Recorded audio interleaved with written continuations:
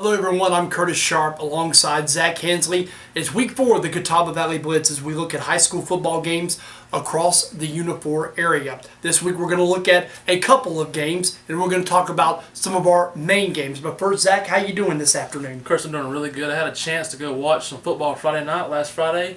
Really good stuff. Newton Conover played Hickory and they pretty much dominated the entire length of that game. So it was a pretty good game, Curtis.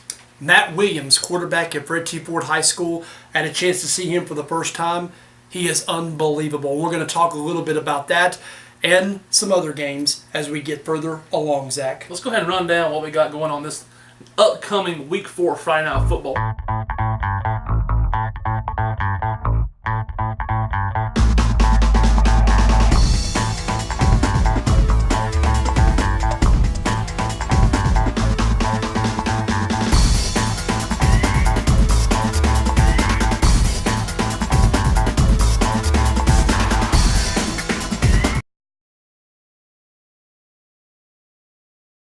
With the Bandy's Trojans, their second meeting with Alexander Central. They met last year for the first time in school history, and it did not end well for the Trojans as they were defeated by Alexander Central, and now they're going to be looking for their first win ever against the 4A Cougars.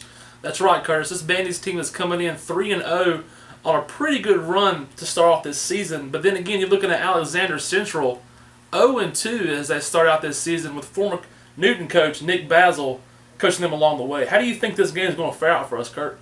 Well, I think Bandy's is going to have a very difficult time with Alexander Central. I think Alexander Central isn't really a bad team. They're really not ever a bad team because, I mean, they're the only school in the county and they got a slew of kids to choose from. But Bandy's coming in 3-0 does make a difference. I think this game is going to be a little bit closer than people think it's going to be. I think some people think Alexander Central may blow Bandy's out. Some think that Bandy's may come away with the win. But this is going to be a close game, and to me, this is a toss-up. So anyway, I look for this to be a close game. But I'm leaning towards Alexander Central to hand Bandy's its first loss going into conference play.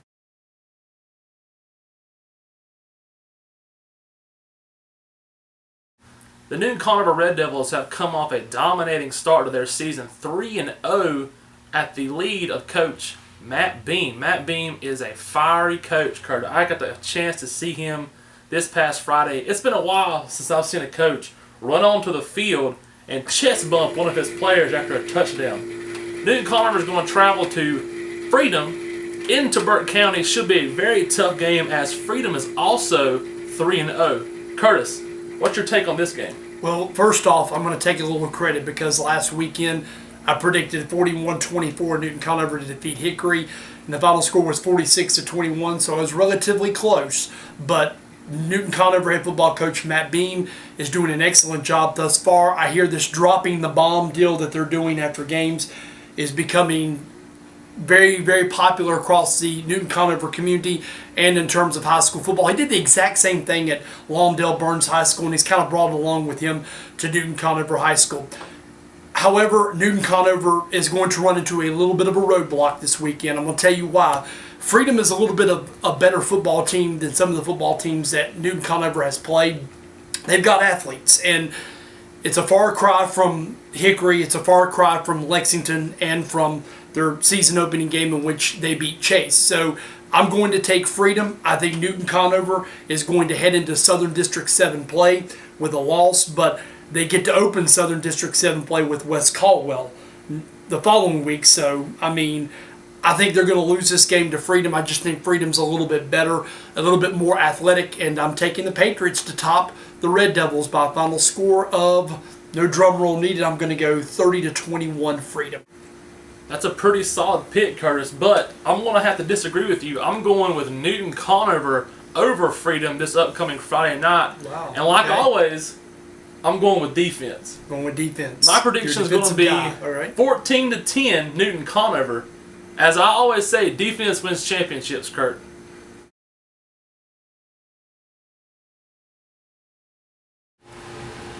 All right, another game we're going to be talking about here in Week 4 of the Catawba Valley Blitz is St. Stephen's taking on Maiden. Now, this is interesting because St. Stephen's in the past 2 or 3 years has just not been very good.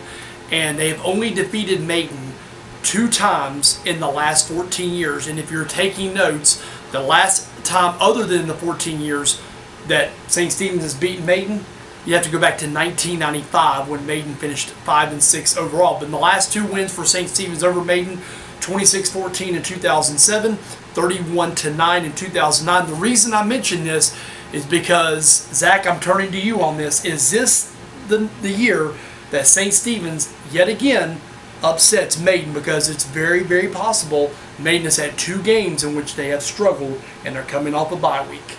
You know, it's true, Curtis, that St. Stephen's has given Maiden a fit in the past, but I don't think that the St. Stephen's Indians are going to be able to triumph over Maiden this year. I think Maiden is too fast. I think they play good defense, and I think that it'll be another win when they travel to St. Stephen's this upcoming Friday.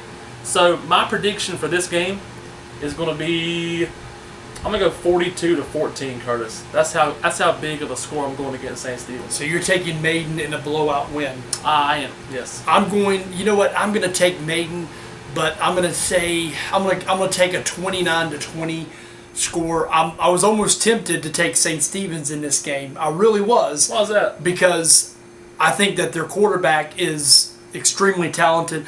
I think Janarian Knox is extremely good running the football. And Maiden's defensive line, and we talked about this, they've had a difficult time getting a push up front and getting pressure on quarterbacks. Matt Williams, for instance, won week 1 against Fred T. Ford, and then week 2, you know, I'm not sure what St. Stephen's quarterback's name is, but he's a very good athlete from what I've seen and from what I've read, and they're going to have a difficult time controlling him. And then you got Janarian Knox, who's just a big kid who can run the football, and Maiden will have a difficult time dealing with him. It could be a blowout. You may be right. Maiden's just not capable, to me, of blowing anybody out, of really pulling away from anybody, unless you're talking in conference, West Caldwell, or if there's any, or maybe Bunker Hill at this point, and I'm not even sure that'll be a blowout. So I don't know if they'll blow really anybody out, and I certainly don't think they're going to blow St. Stephen's out. I think this game's going to be a little bit closer. Maiden will probably pull away there at the end, kind of like what they've done the last 2 years. Game stays close and they kind of pull away there at the end. So I think you're forgetting about one key aspect of Maiden.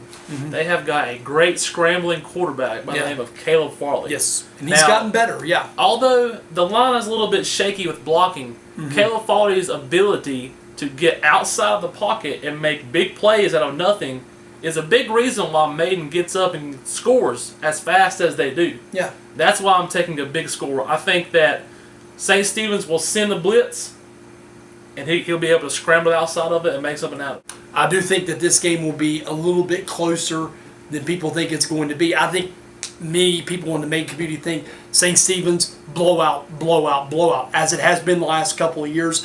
I don't think this is a blowout. I think this team's a little bit better than the teams we've seen in the past. But you may be right, Zach. 42-14.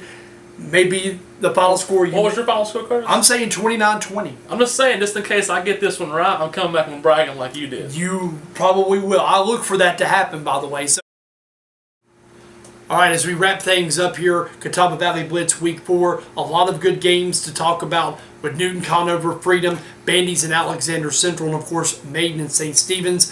Both Maiden and St. Stephen's coming off of a bye week.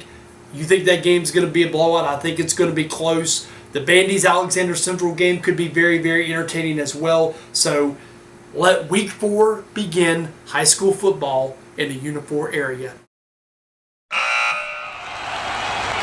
If you haven't already, go to CatawbaValleyBlitz.com. We have all your stats, all your schedules, and all your rankings there. If you haven't already, also go to Catawba Valley Blitz on Facebook, Instagram, and Twitter. Like us on all those social media websites.